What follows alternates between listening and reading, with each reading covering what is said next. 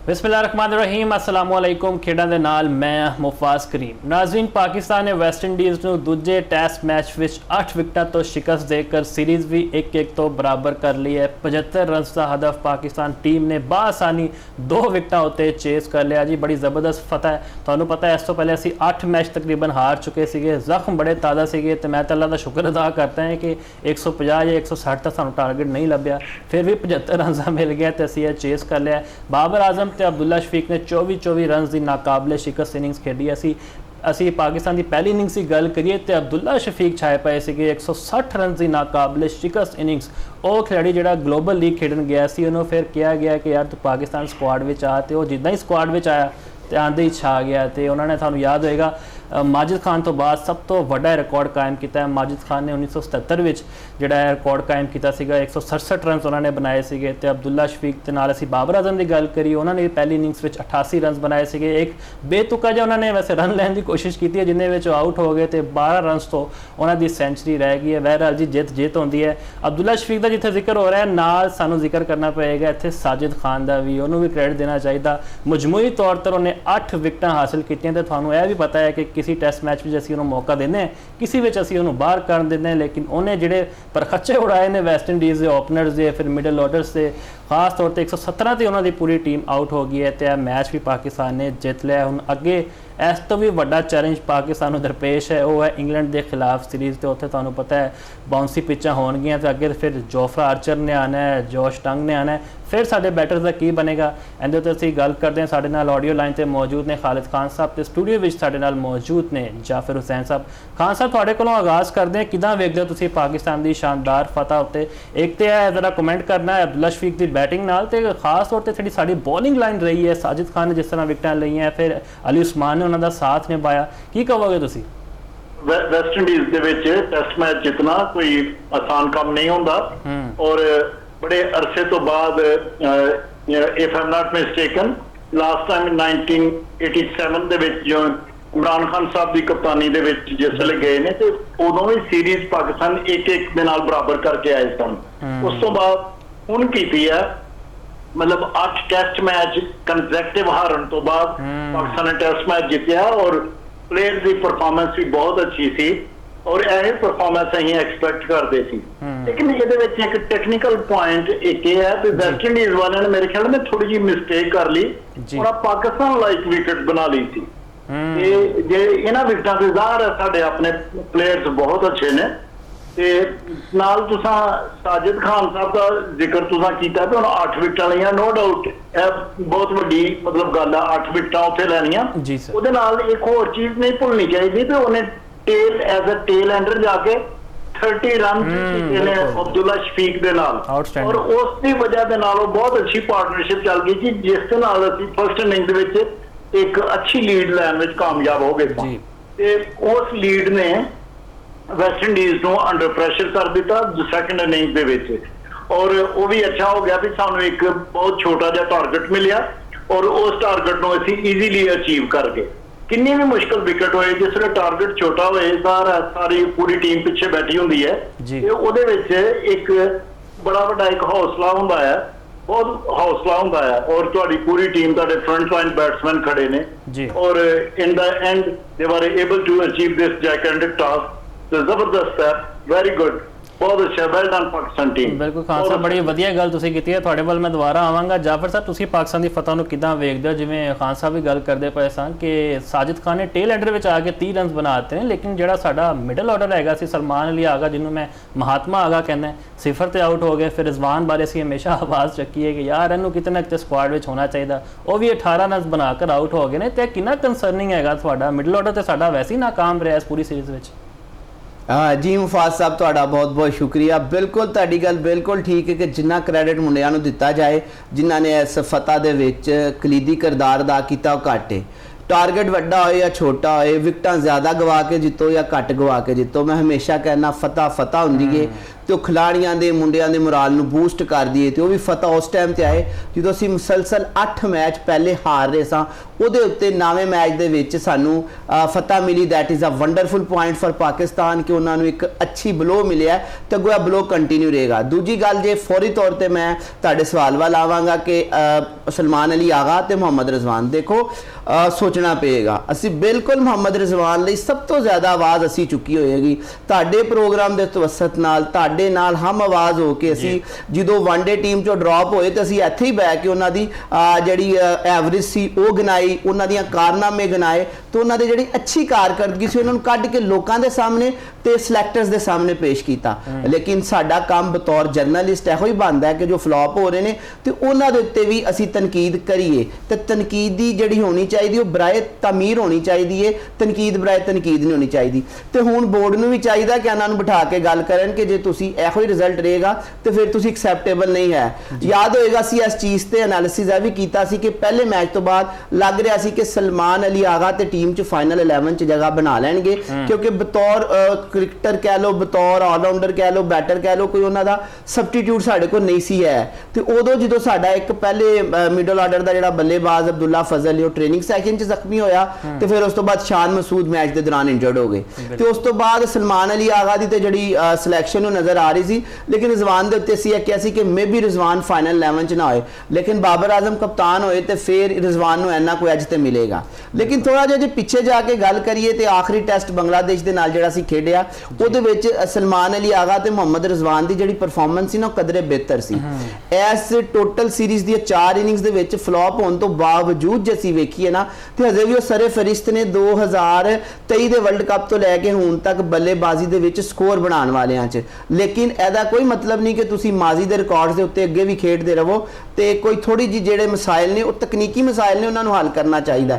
ਲੇਕਿਨ ਇੱਥੇ ਮੈਂ ਜੇ ਰਿਜ਼ਵਾਨ ਦੀ ਜਿਹੜੀ ਵਿਕਟ ਹੈ ਉਹ ਜੇ ਵੇਖਿਆ ਜਾਏ ਤੇ ਉਹਦਾ ਕ੍ਰੈਡਿਟ ਵੈਸਟ ਇੰਡੀਅਨ ਬॉलਰ ਨੂੰ ਜ਼ਰੂਰ ਮਿਲੇਗਾ ਕਿ ਉਹਨੇ ਕਿਸ ਤਰ੍ਹਾਂ ਪਹਿਲੇ 3-4 ਗੇਂਦਾਂ ਤੇ ਰਿਜ਼ਵਾਨ ਨੂੰ ਡੌਚ ਕੀਤਾ ਤੇ ਫਿਰ ਉਸ ਤੋਂ ਬਾਅਦ ਰਿਜ਼ਵਾਨ ਸਿੱਧੀ ਸ਼ਾਟ ਖੇਡਣ ਗਏ ਤੇ ਗੇਂਦ ਬਾਹਰੋਂ ਅੰਦਰ ਕਰਕੇ ਉਹਨਾਂ ਨੂੰ ਬੋਲਡ ਕਰ ਦਿੱਤਾ। ਇਹ ਤੇ ਕਹਾਣੀ ਸੀ ਰਿਜ਼ਵਾਨ ਤੇ ਸਲਮਾਨ ਅਲੀ ਆਗਾ ਦੀ ਤੇ ਸਲਮਾਨ ਅਲੀ ਆਗਾ ਨੇ ਤੇ ਖਾਤਾ ਹੀ ਨਹੀਂ ਖੋਲਿਆ ਜੀ, 0 ਤੇ ਆਊਟ ਹੋ ਗਏ ਨੇ ਤੇ ਗੱਲਾਂ ਬਾਤਾਂ ਕੀ ਕਰੀਏ। ਦੂਜੀ ਇਨਿੰਗਸ 'ਚ ਉਹਨਾਂ ਨੂੰ ਵਾਰੀ ਨਹੀਂ ਮਿਲੀ, ਨਹੀਂ ਤੇ ਟੈਸਟ ਕੈਪ ਦੇ ਰਹੇ ਸੀਗੇ ਅਲੀ ਉਸਮਾਨ ਨੂੰ, ਮਤਲਬ ਖਾਸ ਤੌਰ ਤੇ ਅੱਗੇ ਆਏ ਸੀਗੇ।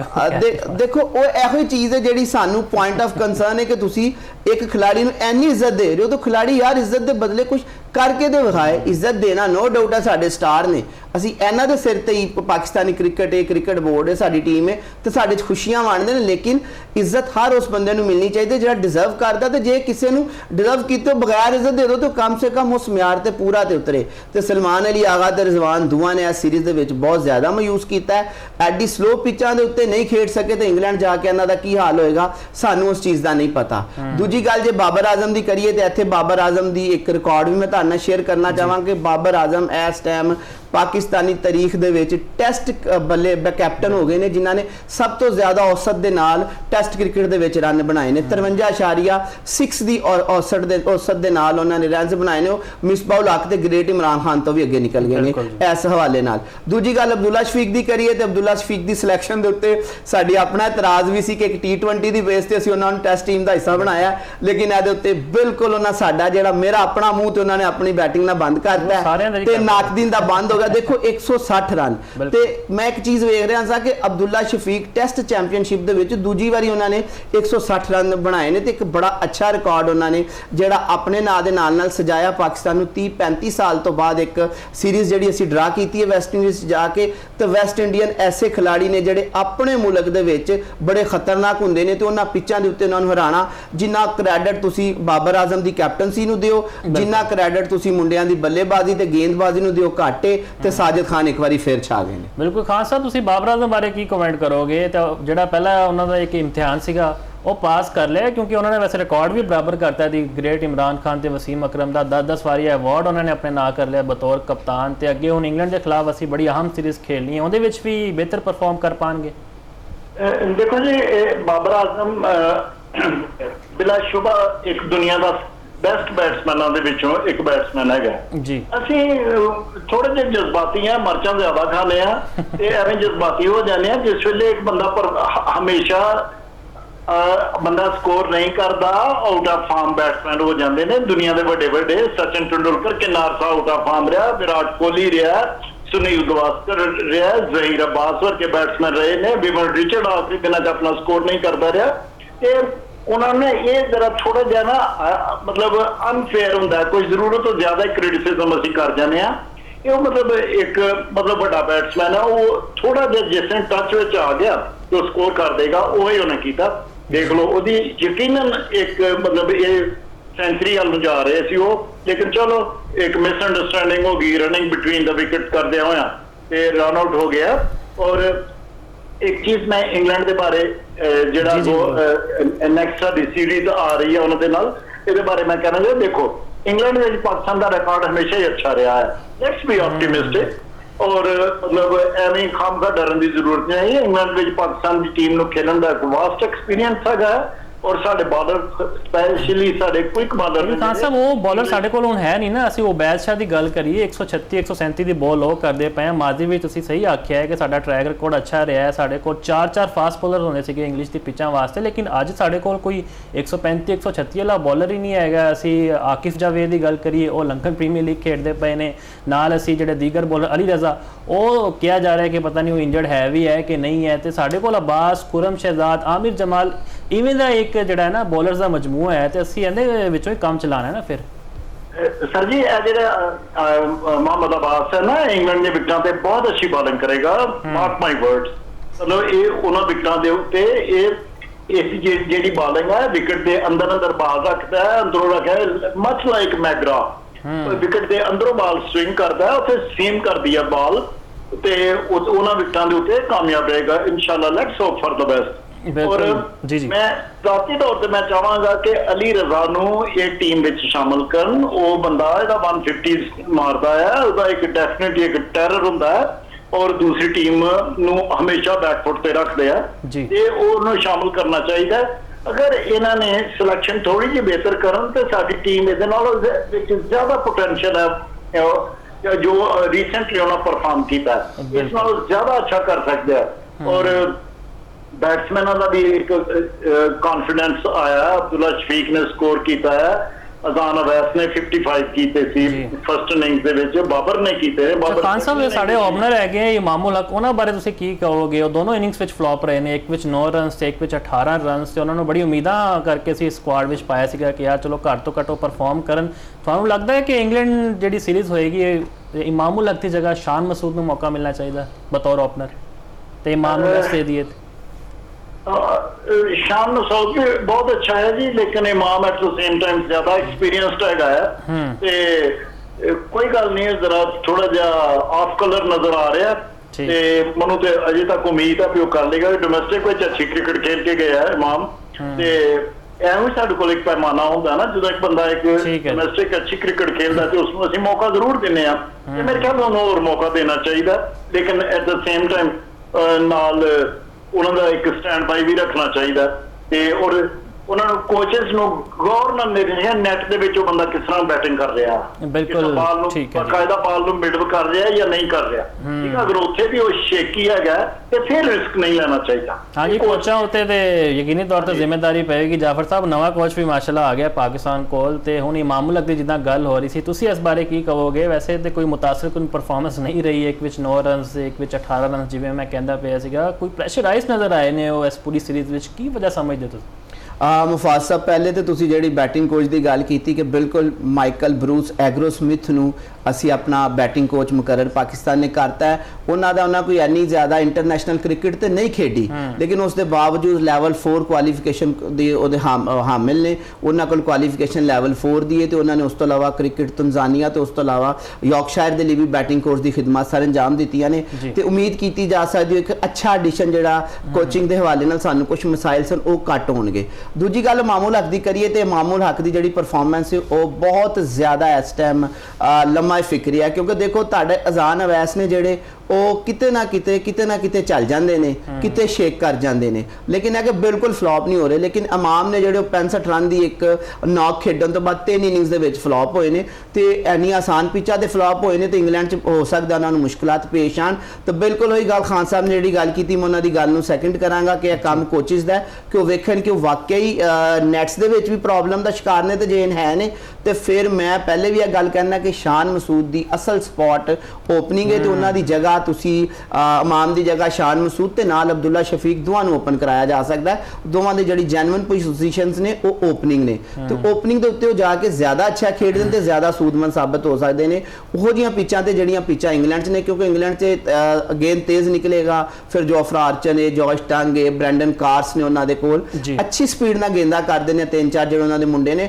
ਤੇ ਬਾਉਂਸੀ ਟਰੈਕ ਦੇ ਉੱਤੇ ਉਹਨਾਂ ਦੀ ਗੇਂਦ ਸਪੀਡ 'ਚ ਨਿਕਲਦੀ ਹੈ ਤੇ ਐਕਸਪੀਰੀਅੰਸਡ ਬੱਲੇਬਾਜ਼ ਨਾਲ ਜਾਣਾ ਚਾਹੀਦਾ। ਮੈਂ ਅਗਲਾ ਇੰਗਲੈਂਡ ਦੀ ਸੀਰੀਜ਼ ਦੇ ਵਿੱਚ ਜਿਹੜੇ ਸਾਡੇ ਅਜ਼ਾਨ ਅਵੈਸ ਨੇ ਉਹ ਇਸ ਹੱਕ 'ਚ ਨਹੀਂ ਕਿ ਉਹਨਾਂ ਕੋਲ ਓਪਨਿੰਗ ਕਰਾਈ ਜਾਏ, ਕਿਉਂਕਿ ਉੱਥੇ ਸਾਨੂੰ ਤਕਨੀਕ ਦੇ ਨਾਲ ਨਾਲ ਐਕਸਪੀਰੀਅੰਸ ਦੀ ਵੀ ਜ਼ਰੂਰਤ ਹੋਏਗੀ ਤੇ ਅਜ਼ਾਨ ਅਵੈਸ ਕੋਲ ਮੇਰੀ ਨਜ਼ਰ ਦੇ ਵਿੱਚ, ਮੇਰੀ ਜ਼ਾਤੀ ਰਾਏ ਵੇ ਤੇ ਕੋਈ ਮੈਂ ਮੁੰਡੇ ਤੇ ਤਨਕੀਦ ਨਹੀਂ ਕਰ ਰਿਹਾ, ਲੇਕਿਨ ਇੰਗਲੈਂਡ ਦੀ ਪਿੱਚਸ ਦੇ ਉੱਤੇ ਸਾਨੂੰ ਥੋੜੇ ਜਿਹੇ ਤਜਰਬੇ ਦੇ ਨਾਲ ਜਾਣਾ ਪਏਗਾ ਤਾਂ ਕਿ ਅਸੀਂ ਉੱਥੇ ਅੱਛੀ ਪਰਫਾਰਮੈਂਸ ਦੇ ਸਕੀਏ ਤੇ ਇੰਗਲੈਂਡ ਦੇ ਵਿੱਚ ਜਿਹੜਾ ਸਾਡੀ ਪਾਕਿਸਤਾਨੀ ਕ੍ਰਿਕਟ ਟੀਮ ਦਾ ਟਰੈਕ ਰਿਕਾਰਡ ਹੈ ਉਹਨੂੰ ਜ਼ਰਾ ਮੇਨਟੇਨ ਕਰ ਸਕੀ, ਉਹਨੂੰ ਖਸਾਰੇ 'ਚ ਨਾ ਜਾਏ। ਬਿਲਕੁਲ ਜੀ, 19 ਅਗਸਤ ਤੋਂ ਬੜੀ ਜ਼ਬਰਦਸਤ ਸੀਰੀਜ਼ ਹੋਣ ਜਾ ਰਹੀ ਹੈ ਤੇ ਉਮੀਦ ਕਰਦੇ ਹਾਂ ਕਿ ਪਾਕਿਸਤਾਨ ਦੀ ਟੀਮ ਵੀ ਬਿਹਤਰ ਅੰਦਾਜ਼ ਨਾਲ ਪਰਫਾਰਮ ਕਰੇਗੀ ਜਿਸ ਤਰ੍ਹਾਂ ਅਸੀਂ ਵੈਸਟ ਇੰਡੀਜ਼ ਦੇ ਖਿਲਾਫ ਕੀਤਾ ਹੈ। ਕਿਉਂਕਿ ਤੁਹਾਨੂੰ ਪਤਾ ਸਕੁਆਡ ਤੇ ਅਨਾਉਂਸ ਹੋ ਚੁੱਕਾ ਹੈ ਵੈਸਟ ਇੰਡੀਜ਼ ਦੇ ਖਿਲਾਫ ਵੀ ਤੇ ਇੰਗਲੈਂਡ ਦੇ ਖਿਲਾਫ ਵੀ। ਹੋ ਸਕਦਾ ਹੈ ਕਿ ਕੋਈ ਇੰਜਰੀ ਆ ਜਾਏ ਤੇ ਫਿਰ ਰਿਪਲੇਸਮੈਂਟ ਵੀ ਮੌਜੂਦ ਹੈ। ਇਹਦੇ ਫਿਲਹਾਲ ਇੱਕ ਬ੍ਰੇਕ ਲੈਂਦੇ ਹਾਂ, ਬ੍ਰੇਕ ਤੋਂ ਬਾਅਦ ਵਾਪਸ ਆ ਜਾਵਾਂਗੇ।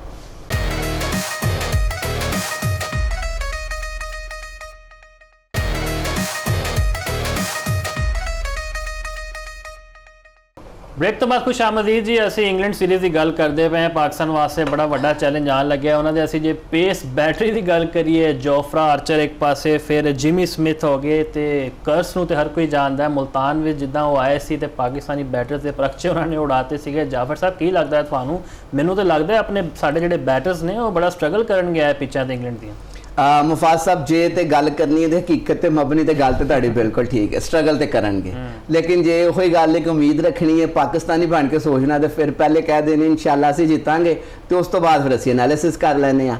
ਐਨਾਲਿਸਿਸ ਆਏ ਕਿ ਬਿਲਕੁਲ ਪਾਕਿਸਤਾਨ ਨੂੰ ਬੋਲਿੰਗ ਤੇ ਬੈਟਿੰਗ ਦੋਵਾਂ ਸ਼ੋਬਿਆਂ ਦੇ ਵਿੱਚ ਚੈਲੰਜਸ ਦਰਪੇਸ਼ ਹੋਣਗੇ ਤੇ ਮੇਰੇ ਖਿਆਲ 'ਚ ਇੱਕ ਅੱਛੀ ਟੀਮ ਦੀ ਨਿਸ਼ਾਨੀ ਹੈ ਕਿ ਚੈਲੰਜਸ ਦਰਪੇਸ਼ ਚੈਲੰਜਸ ਨਾਲ ਲੜ ਕੇ ਜਿੱਤੇ। ਜੇ ਆਸਾਨ 75 ਰਨਸ ਦਾ ਹਦਫ ਹੀ ਹਾਸਲ ਕਰਨਾ ਹੈ ਤੇ ਠੀਕ ਹੈ, ਨੋ ਡਾਊਟ ਤੁਹਾਡੀ ਪਹਿਲੇ 2-3 ਇਨਿੰਗਸ ਦੀ ਮਿਹਨਤ ਉਹਦੇ 'ਚ ਐਸੀ, ਲੇਕਿਨ ਲੜ ਕੇ ਜਿੱਤਣ ਦਾ ਮਜ਼ਾ ਦੁਬਾਲਾ ਹੋ ਜਾਂਦਾ ਹੈ। ਤੇ ਜੇ ਅਸੀਂ ਗੱਲ ਕਰੀਏ ਉਹਨਾਂ ਦੀ ਪੇਸ ਬੈਟਰੀ ਦੀ ਤੇ ਪੇਸ ਬੈਟਰੀ ਵਾਕਈ ਪੇਸ ਬੈਟਰੀ ਹੈ ਜੀ। ਜੋਫਰਾ ਆਰਚਰ ਕਿਸੇ ਤਾਰਫ ਦੇ ਮੁਹਤਾਜ ਨਹੀਂ, ਬ੍ਰੈਂਡਨ ਕਾਰਸ ਨੂੰ ਵੇਖ ਲਓ, ਜੋਸ਼ ਟੰਗ ਨੂੰ ਵੇਖ ਲਓ, ਜਿਮੀ ਸਮਿਥ ਨੂੰ ਵੇਖ ਲਓ ਤੇ ਮੇਰੇ ਖਿਆਲ 'ਚ ਉਹਦੇ ਅਟਿੰਗਸਨ ਨੇ ਨਾ ਜਿਹੜੇ ਉਹ ਵੀ ਆਪਣੀਆਂ ਪਿੱਚਾਂ ਤੇ ਪੇਸਰ ਹੀ ਨੇ, ਉਹ ਮੀਡੀਅਮ ਫਾਸਟ ਬਾਲਰ ਨੇ, ਲੇਕਿਨ ਉੱਥੇ ਉਹਨਾਂ ਵੀ ਤੇਜ਼ ਗੇਂਦ ਕਰਨੀ ਹੈ। ਤੇ ਪਾਕਿਸਤਾਨੀ ਬੱਲੇਬਾਜ਼ਾਂ ਨੂੰ ਮਿਡਲ ਆਰਡਰ ਦੇ ਵਿੱਚ ਰਿਜ਼ਵਾਨ ਤੇ ਸਲਮਾਨ ਅਲੀ ਆਗਾ ਦਾ ਸਾਨੂੰ ਡਰ ਲੱਗ ਰਿਹਾ ਕਿਉਂਕਿ ਉਹਨਾਂ ਦੀ ਜਿਹੜੀ ਤਕਨੀਕ ਉਹ ਛੀਨੀ ਜਾ ਰਹੀ ਤੇ ਅੱਗੇ ਜਾ ਕੇ ਦੇਖੋ ਕੀ ਕਰਦੇ ਨੇ। लेकिन उम्मीद है कि मे भी वो चलन, लेकिन बाबर आजम नाल बहुत ज़्यादा तवक्कुआत ने। 35वीं इनिंग्स उन्होंने खेडी, तकरीबन उन्होंने 4 ਤੋਂ 5 साल का गैप आ गया उन्होंने सेंचुरी दे विच। आइडियल पिचा ने जाफर साहब, वो तो चाहिए कि 100-150 लाजमी करन। वो जो 88 रन से आउट हो गए, मैंने इतने बड़ा दुख होया सी एज ए क्रिकेट फैन। मैं भी चाहता सीगा क्योंकि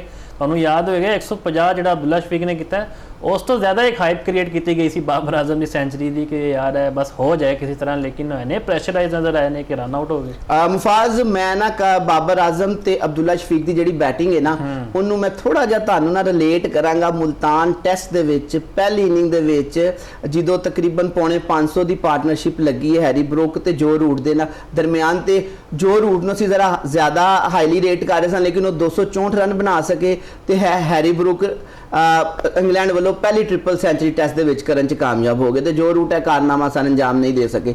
ਸੇਮ ਉਹੀ ਗੱਲ ਬਾਬਰ ਨਾਲ ਹੋਈ ਹੈ ਕਿ ਅਸੀਂ ਬਾਬਰ ਨੂੰ ਜ਼ਿਆਦਾ ਰੇਟ ਕਰ ਰਹੇ ਸਾਂ ਕਿ ਬਾਬਰ ਫੇਵਰੇਟ ਨੇ ਤੇ ਬਾਬਰ ਨੇ ਪਹਿਲੀ ਜਿਹੜੀ ਟੈਸਟ ਮੈਚ ਦੀ ਦੂਜੀ ਇਨਿੰਗ ਦੇ ਵਿੱਚ ਇੰਟੈਂਟ ਵਿਖਾਇਆ। ਉਸ ਤੋਂ ਲੱਗਾ ਕਿ ਬਾਬਰ ਨੇ ਇੱਕ ਆਪਣੀ ਜਿਹੜੀ ਫਾਰਮ ਹੈ ਉਹਨੂੰ ਖੁੱਲ ਕੇ ਖੇਡਣ ਦਾ ਫੈਸਲਾ ਕੀਤਾ ਹੈ ਤੇ ਉਦੋਂ ਤੋਂ ਬਾਬਰ 88 ਤੇ ਆਊਟ ਹੋ ਗਏ। ਤਕਰੀਬਨ 4 ਤੋਂ 5 ਸਾਲ ਦਾ ਗੈਪ ਆ ਗਿਆ ਸੈਂਚਰੀ ਦੇ ਵਿੱਚ। 35 ਇਨਿੰਗਸ ਬਗੈਰ ਸੈਂਚਰੀ ਤੋਂ ਚਲੀ ਗਈ ਤੇ ਇੱਕ ਬੜਾ ਬੁਰਾ ਟਫ ਪੀਰੀਅਡ ਉਹਨਾਂ ਲਈ ਚੱਲ ਰਿਹਾ ਕਿਉਂਕਿ ਦੇਖੋ ਬਾਬਰ ਆਜ਼ਮ ਜਿਹਾ ਸਟਾਰ ਬੱਲੇਬਾਜ਼ ਟੀਮ ਦੇ ਵਿੱਚ ਹੋਣਾ ਟੀਮ ਦਾ ਹੌਸਲੇ ਬੁਲੰਦ ਕਰਦਾ, ਫਿਰ ਉਹ ਕਪਤਾਨ ਹੋਏ, ਫਿਰ ਉਹ ਲੀਡਰ ਹੋਏ, ਫਿਰ ਜ਼ਿਆਦਾ ਹੌਸਲਾ ਬੁਲੰਦ ਕਰਦਾ। ਜੇ ਉਹ ਪਰਫਾਰਮ ਵੀ ਕਰ ਜੇ ਤਾਂ ਫਿਰ ਤੇ ਸੋਨੇ ਤੇ ਸੁਹਾਗਾ ਹੈ। ਤਾਂ ਉਮੀਦ ਕੀਤੀ ਜਾ ਸਕਦੀ ਹੈ ਕਿ ਸਾਡੀ ਦੁਆ ਹੈ ਕਿ ਬਾਬਰ ਆਜ਼ਮ ਡਬਲ ਸੈਂਚਰੀ ਸਕੋਰ ਕਰਨ। ਬਾਬਰ ਆਜ਼ਮ ਦੇ ਖਾਤੇ ਦੇ ਵਿੱਚ ਅਜੇ ਤੱਕ ਕੋਈ ਡਬਲ ਸੈਂਚਰੀ ਨਹੀਂ ਹੈ। ਅਸੀਂ ਚਾਹੁੰਦੇ ਹਾਂ ਕਿ ਉਹ ਅਜ਼ੀਮ ਬੱਲੇਬਾਜ਼ਾਂ ਦੀ ਫਹਿਰਿਸਤ ਚਾਹਣ ਜਿਨ੍ਹਾਂ ਨੇ ਇੰਗਲੈਂਡ ਦੇ ਲਾਰਡਸ ਦੇ ਮੈਦਾਨਾਂ ਉੱਤੇ ਸੈਂਚਰੀ ਤੇ ਡਬਲ ਸੈਂਚਰੀ ਸਕੋਰ ਕੀਤੀ ਹੈ।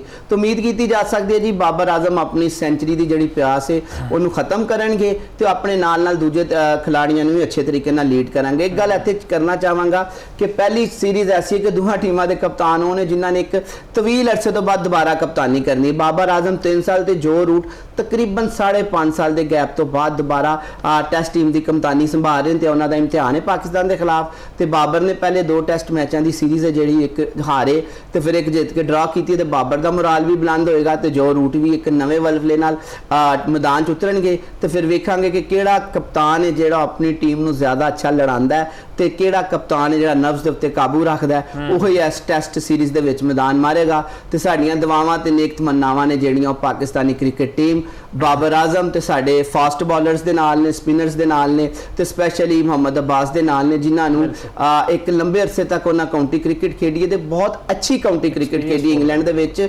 ਉਹਨਾਂ ਦੀ ਪਿਚਿਸ ਨਾਲ ਉਹਨਾਂ ਦੀ ਕੰਡੀਸ਼ਨਸ ਨਾਲ ਉਹ ਹਮ-ਆਹੰਗ ਨੇ ਤੇ ਇੰਗਲੈਂਡ ਦੇ ਮੌਸਮ ਦੇ ਮਿਜ਼ਾਜ ਨੂੰ ਵੀ ਸਮਝਦੇ ਨੇ। ਬੇਅਕ ਉਹਨਾਂ ਦੀ ਸਪੀਡ ਇਸ ਟਾਈਮ ਘੱਟ ਹੈ ਲੇਕਿਨ ਵੇਰੀਏਸ਼ਨ ਉਹਨਾਂ ਨੇ ਆਪਣੀ ਵਿਖਾਈ ਹੈ ਤੇ ਅੱਗੇ ਇੰਗਲੈਂਡ 'ਚ ਉਮੀਦ ਕੀਤੀ ਜਾ ਸਕਦੀ ਵਿਖਾਣਗੇ ਤੇ ਪਾਕਿਸਤਾਨ ਲਈ ਅੱਛਾ ਪਰਫਾਰਮ ਕਰਨਗੇ। ਚਲੋ ਵੈਸੇ ਜਾਫਰ ਸਾਹਿਬ ਅਸੀਂ ਤੇ ਇਸ ਪ੍ਰੋਗਰਾਮ ਵਿੱਚ ਕਹਿ ਕੇ ਥੱਕ ਗਏ ਹਾਂ ਇੱਕ ਖਿਲਾੜੀ ਬਾਰੇ, ਕਿਉਂਕਿ ਜਦੋਂ ਵੀ ਇੰਗਲੈਂਡ ਦੀ ਸੀਰੀਜ਼ ਦਾ ਜ਼ਿਕਰ ਹੁੰਦਾ ਨਾ ਉੱਥੇ ਇੱਕ ਖਿਲਾੜੀ ਯਾਦ ਆਉਂਦਾ ਹੈ, ਉਹ ਹੈ ਕਾਮਰਾਨ ਗੁਲਾਮ। ਮਤਲਬ ਹਜੇ ਵੀ ਜ਼ਿਆਦਤੀ ਕੀਤੀ ਜਾ ਰਹੀ ਹੈ ਉਸ ਖਿਲਾੜੀ ਦੇ ਨਾਲ। ਜਿੱਦਾਂ ਅਸੀਂ ਮਿਡਲ ਆਰਡਰ ਦੀ ਗੱਲ ਕਰਦੇ ਪਏ ਸਾਂ ਕਿ ਯਾਰ ਰਿਜ਼ਵਾਨ ਵੀ ਨਹੀਂ ਚੱਲਦੇ ਪਏ ਕਿ ਨਾ ਸਲਮਾਨ ਅਲੀ ਆਗਾ ਦਾ ਬੱਲਾ ਚੱਲਦਾ ਪਿਆ। ਵੈਸੇ ਕੈਪਟਨ ਕੋਲ ਹੈ, ਬਾਬਰ ਆਜ਼ਮ ਕੋਲ ਇਖਤਿਆਰ ਹੈ, ਕਿਤੇ ਨਾ ਕਿਤੇ ਉਹ ਤਬਦੀਲ ਕਰ ਸਕਦੇ ਹਜੇ ਵੀ ਕਿਸੇ ਖਿਲਾੜੀ ਨੂੰ, ਤੇ ਕਿਤੇ ਨਾ ਕਿਤੇ ਸਪੇਸ ਕਿਉਂ ਨਹੀਂ ਬਣ ਸਕਦੀ ਕਾਮਰਾਨ ਗੁਲਾਮ ਦੀ? ਮੈਨੂੰ ਸਮਝ ਨਹੀਂ ਲੱਗਦੀ ਜਾਂ ਤੇ ਉਹ ਆਊਟ ਆਫ ਫਾਰਮ ਹੋਇਆ ਜਾਂ ਇੰਜਰਡ ਹੋਇਆ। ਅਸੀਂ ਖੁੱਲ੍ਹ ਕੇ ਇਸ ਸ਼ੋਅ ਵਿੱਚ ਕਹਾਂਗੇ ਕਿ ਯਾਰ ਨਹੀਂ ਹੁੰਦੀ, ਜਗ੍ਹਾ ਨਹੀਂ ਬਣਦੀ। ਮਤਲਬ ਇੱਕ ਖਿਲਾੜੀ ਜਿਹਨੇ ਬਾਬਰ ਆਜ਼ਮ ਦੀ ਰਿਪਲੇਸਮੈਂਟ ਉੱਤੇ ਆ ਕੇ ਸੈਂਚਰੀ ਕਰਤੀ ਸੀ ਇੰਗਲੈਂਡ ਦੇ ਖਿਲਾਫ, ਫਿਰ ਉਹ ਪਲੇਅਰ ਆਫ ਦਾ ਟੂਰਨਾਮੈਂਟ ਰਿਹਾ ਸੀਗਾ ਨੈਸ਼ਨਲ ਕੱਪ ਦਾ, ਫਿਰ ਵੀ ਉਹਨੂੰ ਮੌਕਾ ਨਾ ਦੇਣਾ ਸਕੁਆਡ ਵਿੱਚ, ਮੈਨੂੰ ਇਹ ਚੀਜ਼ ਸਮਝ ਨਹੀਂ ਲੱਗਦੀ। ਮੁਫਾਜ਼ ਸਾਹਿਬ ਇੱਥੇ ਗੱਲ ਕਹਿਣਾ ਚਾਹਾਂਗਾ ਕਿ ਹੋ ਸਕਦਾ ਉਹਦੀ ਉਹੀ ਇਨਿੰਗਸ ਉਹਦੀ ਦੁਬਾਰਾ ਸਿਲੈਕਸ਼ਨ ਦੀ ਰਾਹ 'ਚ ਰੁਕਾਵਟ ਬਣ ਗਈ ਹੋਏ ਕਿ ਅੱਛਾ ਖੇਡ ਰਹੇ ਨੇ ਬਾਬਰ ਆਜ਼ਮ ਦੀ ਜਗ੍ਹਾ ਨਾਲ ਇਹਨਾਂ ਨੇ ਨਹੀਂ ਆਓ। ਇੱਕ ਸਾਡਾ ਕਹਿ ਲਓ ਕਿ ਇੱਕ ਪਰਸੈਪਸ਼ਨ ਹੋ ਸਕਦੀ ਹੈ, ਇਹਦੇ 'ਚ ਹਕੀਕਤ ਨਹੀਂ ਅਸੀਂ ਇਹਨੂੰ ਕਹਾਂਗੇ। ਬਿਲਕੁਲ ਜੀ ਦੇਖੋ ਜਿਹੜਾ ਬਾਇਲੈਟਰਲ ਸੀਰੀਜ਼ ਹੁੰਦੀ ਹੈ ਨਾ ਉਹ ਕੋਈ ICC ਦਾ ਟੂਰਨਾਮੈਂਟ ਤੇ ਹੈ ਨਹੀਂ ਕਿ ਜਿਹਦੇ ਵਿੱਚ ਤੁਸੀਂ ਸਕੁਆਡ ਨੂੰ ਚੇਂਜ ਨਹੀਂ ਕਰ ਸਕਦੇ। ਤੁਸੀਂ ਸਕੁਆਡ ਨੂੰ ਮੈਚ ਤੋਂ ਇੱਕ ਦਿਨ ਪਹਿਲੇ ਵੀ ਚੇਂਜ ਕਰ ਸਕਦੇ ਹੋ, ਦੂਜੀ ਟੀਮ ਨੂੰ ਇਨਫੋਰਮ ਕਰਕੇ, ਦੂਜੇ ਬੋਰਡ ਨੂੰ ਇਨਫੋਰਮ ਕਰਕੇ। ਤੇ ਬਾਬਰ ਆਜ਼ਮ ਦੇ ਹੱਥ 'ਚ ਹੈ ਤੇ ਦੇਖੋ ਅਸੀਂ ਜਿਹੜੇ ਤਜਰਬੇ ਕਰ ਰਹੇ ਹਾਂ, ਜਿੰਜ ਅਸੀਂ ਇਸ ਟੈਸਟ ਮੈਚ ਦੇ ਵਿੱਚ ਇੱਕ ਡੈਬਿਊ ਕਰਾਇਆ ਅਵੈਸ ਜ਼ਫਰ ਨੂੰ, ਉਹ ਨਹੀਂ ਚੱਲ ਸਕੇ। ਉਸ ਤੋਂ ਇਲਾਵਾ ਮਿਡਲ ਆਰਡਰ ਦੇ ਵਿੱਚ ਅਸੀਂ ਮਾਮੂਲ ਹੱਕ ਨੂੰ ਖਿੱਚ ਰਹੇ ਹਾਂ ਤੇ ਇੱਕ ਓਪਨਰ ਨੂੰ ਮਿਡਲ ਆਰਡਰ 'ਚ ਖਿਡਾ ਰਹੇ ਹਾਂ ਸਿਰਫ ਉਹਨਾਂ ਨੂੰ ਓਪਨਰ ਬਣਾਉਣ ਲਈ। ਤਾਂ ਅਸੀਂ ਸ਼ਾਨ ਮਸੂਦ ਤੇ ਅਬਦੁੱਲਾ ਸ਼ਫੀਕ ਨੂੰ ਜੇ ਲੈ ਜਾਈਏ ਉਹਨਾਂ ਦੀ ਓਰੀਜਨਲ ਸਪੌਟ ਤੇ ਬਾਬਰ ਆਜ਼ਮ ਨੂੰ 1 ਡਾਊਨ ਖਿਡਾਈਏ ਤੇ ਕਾਮਰਾਨ ਗੁਲਾਮ ਲਈ ਹਰ ਹਾਲ 'ਚ ਜਗ੍ਹਾ ਜੇ ਤੁਸੀਂ ਉਹਨਾਂ ਨੂੰ ਨਹੀਂ ਚੌਥੇ ਨੰਬਰ ਤੇ ਖਿਡਾਉਣਾ ਚਾਹੁੰਦੇ ਤੇ 5ਵੇਂ ਨੰਬਰ ਤੇ ਸਲਮਾਨ ਅਲੀ ਆਗਾ ਦੀ ਜਗ੍ਹਾ ਵੀ ਖਿਡਾ ਸਕਦੇ ਹੋ ਕਿਉਂਕਿ ਸਲਮਾਨ ਅਲੀ ਆਗਾ ਵੀ ਪਰਫਾਰਮ ਨਹੀਂ ਕਰ ਪਾ ਰਹੇ। ਤੇ ਕਿਸੇ ਸੂਰਤ ਜੇ ਕਹੀਏ ਕਿ ਕਾਮਰਾਨ ਗੁਲਾਮ ਦੀ ਜਗ੍ਹਾ ਨਹੀਂ ਬਣਦੀ ਤਾਂ ਗਲਤ ਹੈ ਤੇ ਇੱਕ ਕਹਿ ਲਓ ਕਿ ਅਸੀਂ ਇਹਨੂੰ ਜ਼ਿਆਦਤੀ ਕਹਾਂਗੇ ਕਿ ਇੱਕ ਮੁੰਡਾ ਜਿਹੜਾ ਡਿਜ਼ਰਵ ਕਰਦਾ। ਲੇਕਿਨ ਮੈਂ ਫਿਰ ਤੁਹਾਨੂੰ ਇਹ ਕਹਿ ਰਿਹਾ ਕਿ ਜੇ ਸ਼ਾਨ ਮਸੂਦ ਰੀਹੈਬ ਦਾ ਪ੍ਰੋਸੈਸ ਮੁਕੰਮਲ ਕਰਨ ਤੋਂ ਬਾਅਦ ਸੀਰੀਜ਼ 'ਚ ਫਿਟ ਨਾ ਹੋਏ ਤੇ ਕਾਮਰਾਨ ਗੁਲਾਮ ਹੀ ਉਹਨਾਂ ਦੀ ਰਿਪਲੇਸਮੈਂਟ ਹੋਣਗੇ ਤਾਂ ਇੰਗਲੈਂਡ ਦੇ ਵਿੱਚ ਟੀਮ ਨੂੰ ਜੁਆਇਨ ਕਰਨਗੇ। ਲੇਕਿਨ ਅਗਰ ਜੇ ਸ਼ਾਨ ਮਸੂਦ ਨੇ ਜਿਹੜੇ ਉਹ ਫਿਟ ਹੋ ਗਏ और रिहैब का प्रोसैस मुकम्मल हो गया तो टीम में ज्वाइन करने लई खेडन लई मुकम्मल फिट करार पाए तो फिर कामरान गुलाम लई दोबारा इंतजार के दरवाजे ने वो ही रहणगे तो वो इंतजार करते रहेंगे। अच्छा है तो असीं बॉलर्स की गल करते पे इंग्लैंड की तो असीं सारे बैटर्स वाल भी आते हैं। जो रूट तुहानूं पता है दोबारा जिम्मेदारी लभ गई है कप्तान की ते बड़े जबरदस्त खिलाड़ी ने मेरे भी बड़े पसंदीदा ने। बेन स्टोक्स उस अंदाज नाल जिहड़ा ना इंग्लिश टीम नूं अगे लैके नहीं चल सके। फिर उन्हें जो रूट तुहानूं पता है जदों बैटिंग करते हैं तो मैच फिनिश लाजमी तौर पर करते हैं तो पाकिस्तान को एक अजैब भी होएगा कि उन्होंने जिहड़े जैकब बैथल ने बड़े खतरनाक खिलाड़ी ने वो इंजर्ड ने। इस चीज़ का पाकिस्तान को भी फायदा उठाना चाहिए। जी मुफाज साहब बिल्कुल जो रूट की जिन्नी तारीफ करिए घट है। मेरे ख्याल जो रूट मैनू लग रहा कि नीयर फ्यूचर के अगर जो अगले 1-2 साल टैसट क्रिकेट खेड गए उन्हें रिटायरमेंट ना लई तो सचिन तेंदुलकर के कई रिकॉर्ड तोड़ जाएंगे।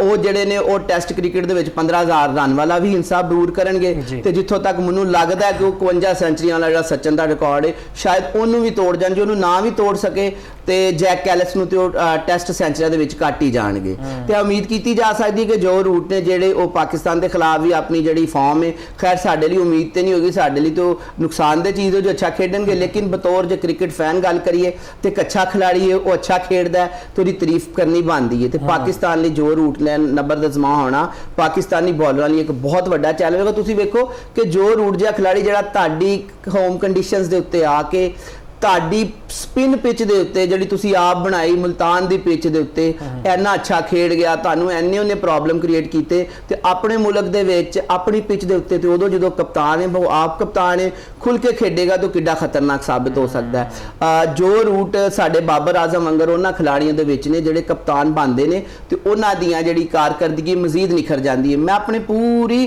ਅੱਜ ਤੱਕ ਜਿੰਨਾ ਕ੍ਰਿਕਟ ਫੋਲੋ ਕੀਤਾ ਸਿਰਫ ਚੰਦ ਇੱਕ ਖਿਲਾੜੀ ਦੌਰੇ ਹਾਜ਼ਰ ਚ ਐਸੇ ਨੇ ਕਿ ਜਿਨ੍ਹਾਂ ਨੂੰ ਜਦੋਂ ਕਪਤਾਨੀ ਮਿਲੀ ਤੇ ਉਹਨਾਂ ਜਿਹੜਾ ਬੱਲਾ ਉਹ ਰਨ ਉਗਲਣ ਲਗਾ ਤੇ ਉਹਨਾਂ ਨੂੰ ਐਸੀ ਰਨ ਉਗਲਣ ਦੀ ਆਦਤ ਪਈ ਕਿ ਕਪਤਾਨੀ ਚਲੀ ਵੀ ਗਈ ਤੇ ਉਹ ਆਦਤ ਨਹੀਂ ਗਈ। ਸਟੀਵ ਸਮਿਥ ਵੇਖ ਲਓ ਤੁਸੀਂ, ਬਾਬਰ ਆਜ਼ਮ ਵੇਖ ਲਓ ਜਾਂ ਜੋ ਰੂਟ ਵੇਖ ਲਓ, ਤੇ ਜੋ ਰੂਟ ਹੀ ਨਹੀਂ ਬੈਨ ਡਕਟ ਵੀ ਸਾਡੇ ਲਈ ਖਤਰਨਾਕ ਸਾਬਤ ਹੋ ਸਕਦੇ ਨੇ ਤੇ ਜੈਕਬ ਬੀਥਲ ਦੀ ਕਮੀ ਉਹ ਪੂਰਾ ਕਰ ਸਕਦੇ ਨੇ। ਜਿੰਜ ਜੋ ਤੇਜ਼ ਖੇਡਦੇ ਨੇ, ਜਿੰਜ 100 ਦੇ ਵਿੱਚ ਉਹ ਪਰਫਾਰਮੈਂਸ ਦੇ ਰਹੇ ਨੇ ਪਾਕਿਸਤਾਨੀ ਟੀਮ ਲਈ ਤੇ ਬੋਲਰਸ ਲਈ ਮੁਸ਼ਕਲਾਂ ਦਾ ਸਾਹਮਣਾ ਕਰਨਾ ਪੈ ਸਕਦਾ ਉਹਨਾਂ ਨੂੰ, ਲੇਕਿਨ ਉਮੀਦ ਹੈ ਦੁਆ ਹੈ ਕਿ ਇਹ ਮੁੰਡੇ ਅੱਛਾ ਖੇਡਣ ਤੇ ਪਾਕਿਸਤਾਨ ਦੀ ਕ੍ਰਿਕਟ ਟੀਮ ਹੀ ਇਹ ਟਰਾਫੀ ਚੁੱਕੇ। ਬਿਲਕੁਲ ਜੀ, 19 ਅਗਸਤ ਤੋਂ ਬੜਾ ਵੱਡਾ ਚੈਲੰਜ। ਅਸੀਂ ਇਹ ਨਹੀਂ ਕਹਿੰਦੇ ਕਿ ਇਕਤਰਫਾ ਤੌਰ ਤੇ ਅਸੀਂ ਇਹ ਸੀਰੀਜ਼ ਜਿੱਤ ਜਾਈਏ, ਘੱਟ ਤੋਂ ਘੱਟ ਜਿਹੜਾ ਫਾਈਟ ਦਾ ਸਪਿਰਿਟ ਹੈਗੀ ਉਹ ਸਾਨੂੰ ਨਜ਼ਰ ਆਣੀ ਚਾਹੀਦੀ ਤੇ ਟੀਮ ਵਰਕ ਦਾ ਸ਼ਾਨਦਾਰ ਮੁਜ਼ਾਹਰਾ ਲਾਜ਼ਮੀ ਹੈਗਾ। ਤੇ ਮੈਨੂੰ ਇਹ ਉਮੀਦ ਹੈਗੀ ਕਿ ਵੈਸਟ ਇੰਡੀਜ਼ ਤੋਂ ਜਿਹੜੀ ਅਸੀਂ ਸੀਰੀਜ਼ ਬਰਾਬਰ ਕੀਤੀ ਹੈ, ਕਿਤੇ ਨਾ ਕਿਤੇ ਸਾਡਾ ਜਿਹੜਾ ਕੌਨਫੀਡੈਂਸ ਲੈਵਲ ਹੈ ਉਹ ਵੀ ਵਧੇਗਾ। ਬਹੁਤ ਸ਼ੁਕਰੀਆ ਜਾਫਰ ਸਾਹਿਬ, ਤੁਹਾਡੇ ਵਕਤ ਦਾ ਬੜੀ ਜ਼ਬਰਦਸਤ ਗੱਲਾਂ ਤੁਸੀਂ ਕਹੀਆਂ।